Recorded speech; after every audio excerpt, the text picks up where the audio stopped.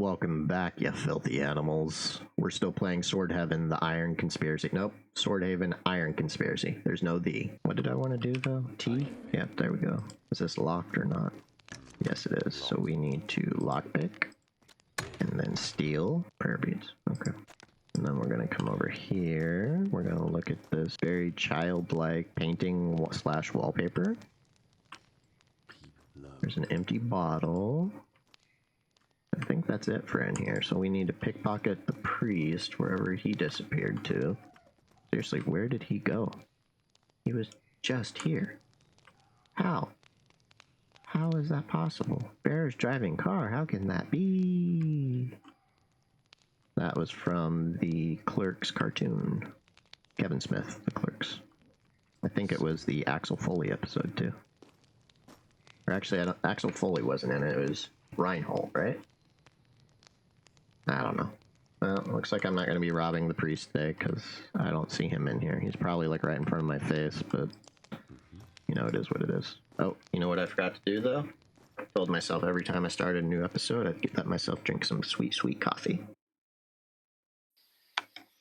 Okay. It's totally healthy to drink 32 ounces of coffee in like 2 hours, right? Right? Yeah, my heart's not going to explode. Okay. So, like most video games, we need to go pick up everything.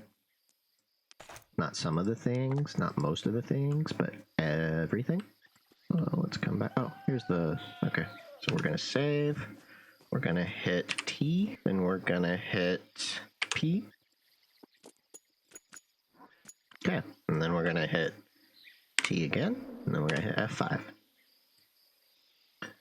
Okay, so I am kind of confused by this map, but I understand that's just because I'm a dumb dummy. It felt like I was heading north, but I guess I'm actually heading east. I don't know, man. Okay, saves come. We're going to go into thieving mode. We're going to go into pickpocket mode.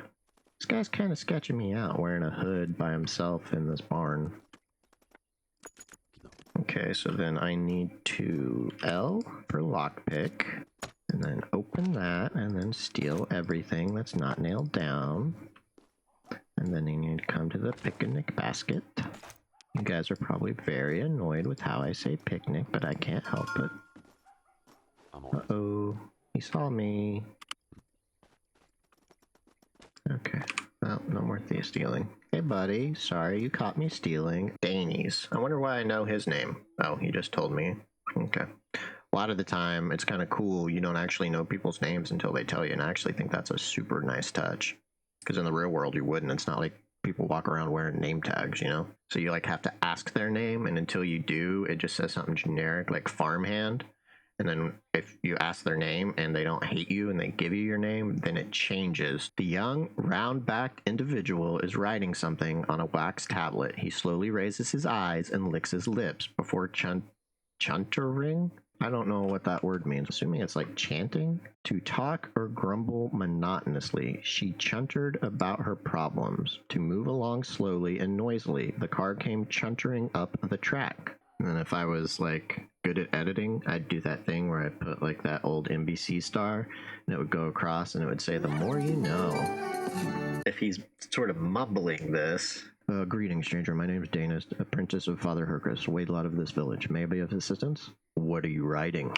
Oh, this, I'm taking inventory. Nothing special. Father Hercus prefers the temple's holdings to be thoroughly organized. He shows you the beeswax smeared wooden tablet covered in barely legible symbols. The script is extremely tiny, probably to save on tablets. So, how's your work been treating you? He shrugs. Someone has to do it. Besides, it lets me practice my shorthand writing. How does that teach you to be a Wadlati? Any Wadlati worth his salt is required to write a lot, as well as keep a strict tally of what their temple has and what, if anything, it's lacking. People need us to lead by example. Being tardy, unkempt, disorganized. These are the qualities of a second-rate priest, and who needs that? While much of the script is illegible, you manage to suss out a few lines, and it's nothing too exciting. Most tallies of grain bushels, dried fish, and other village good. This place must be the temple's tithe storehouse. Well, it looks very thorough. grow.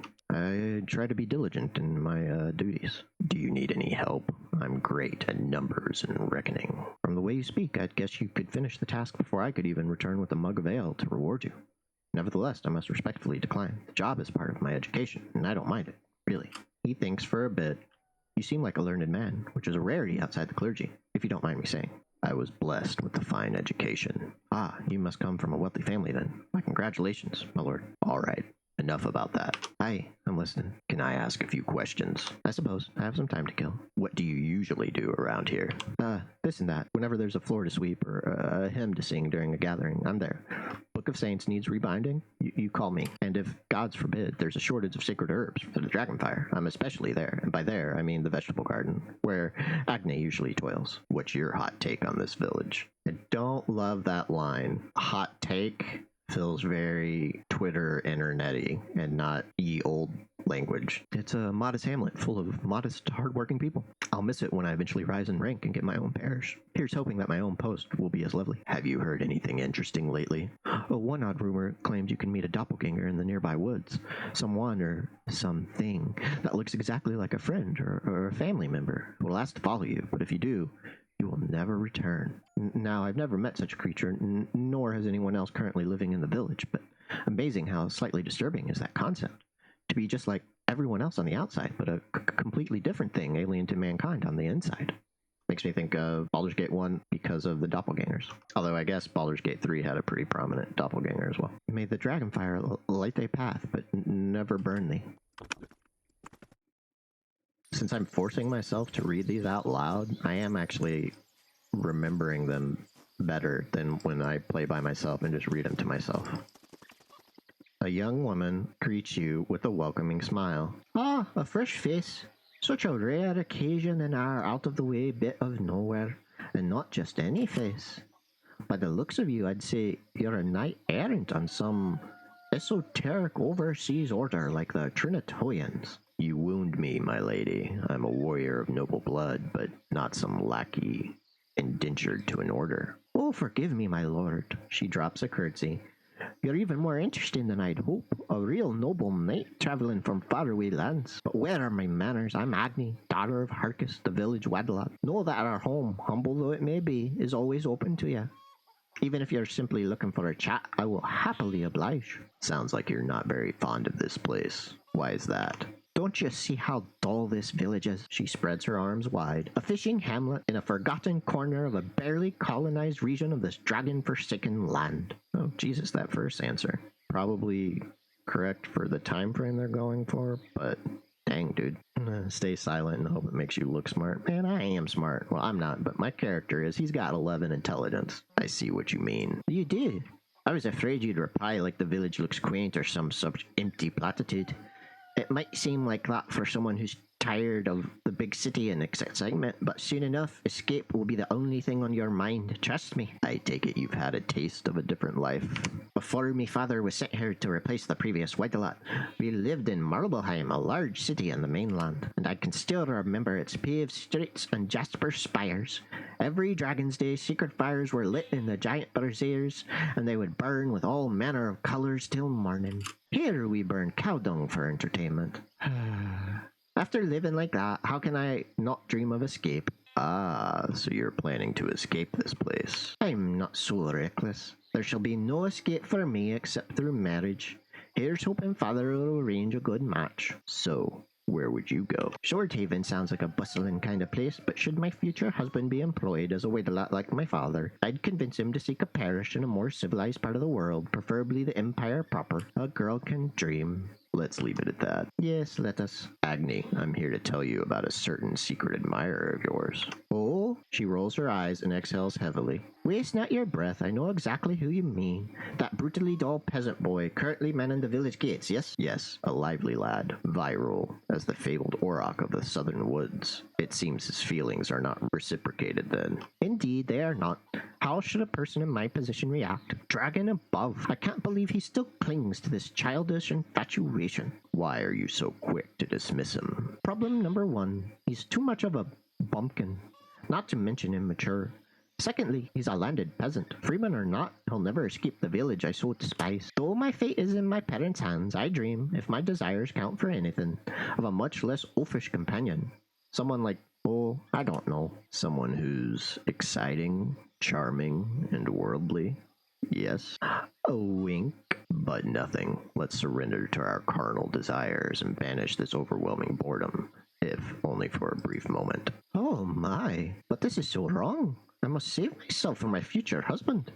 And we both know someone like you isn't to wed a mere village maid.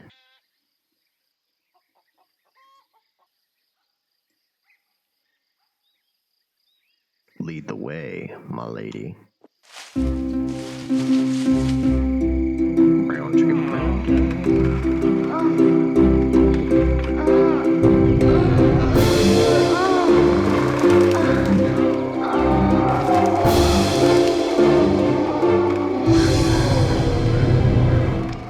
Hey, rude. Agni, the Waddlet's mischievous daughter, fixes her hair and stands a little straighter when she sees you.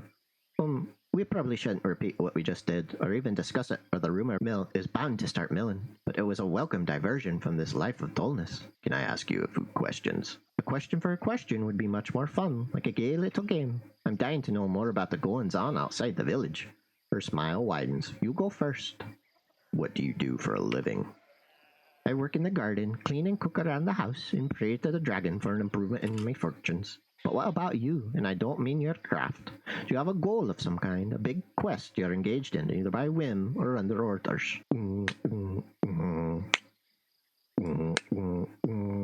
We lied to her, and we passed the check.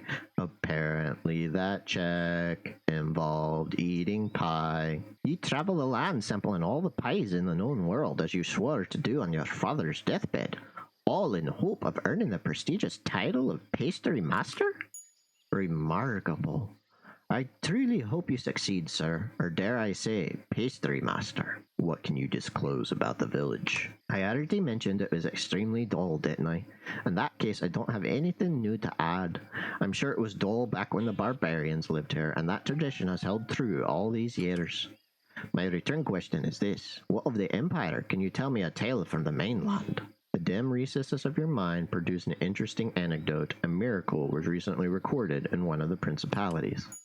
So, after the High Wadla of Blade Pass died, the statue of Prophet Noah cried bloody tears for 12 days, and there were several witnesses, including blind folks. 'Tis truly a world of wonder that the dragon forged for us with his blazing breath. Have you heard any rumors that would be worth my time? Some of the folks here in the village have a pretty colorful past.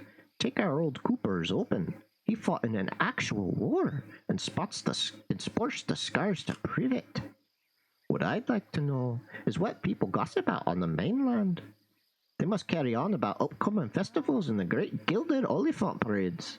Could it even be they finally invented a way for a man to fly? There's been talk about everything you mentioned, especially the amazing flying machine sketched by Loredan Javnil, the famous inventor. She flutters her eyelashes in delight. It's just as I've heard. What marvels! They're just beyond my grasp. People flying in the air, I can only imagine. Yep. Well, let's change the subject. Oh, more rumors. Okay. Alright guys, that's going to do it for this episode of Sword Haven. We found love in all the wrong places. Hopefully you enjoyed it, and you'll turn back in for the episode tomorrow, because there will be another episode tomorrow. And the day after that, and the day after that. I'm recording my entire playthrough of this early access, so there should be episodes of it for quite a while. If you're enjoying it, please like, comment, and subscribe. Let me know if you think I should have done something different, if there's something you think I could do better, or if there's something you're enjoying. It would really mean a lot to me, and like I've said before, if you want to be the chosen one, you could be my very first subscriber. It'd be awesome for you and for me. No one could ever take it away from you. Otherwise, be excellent to each other and party on.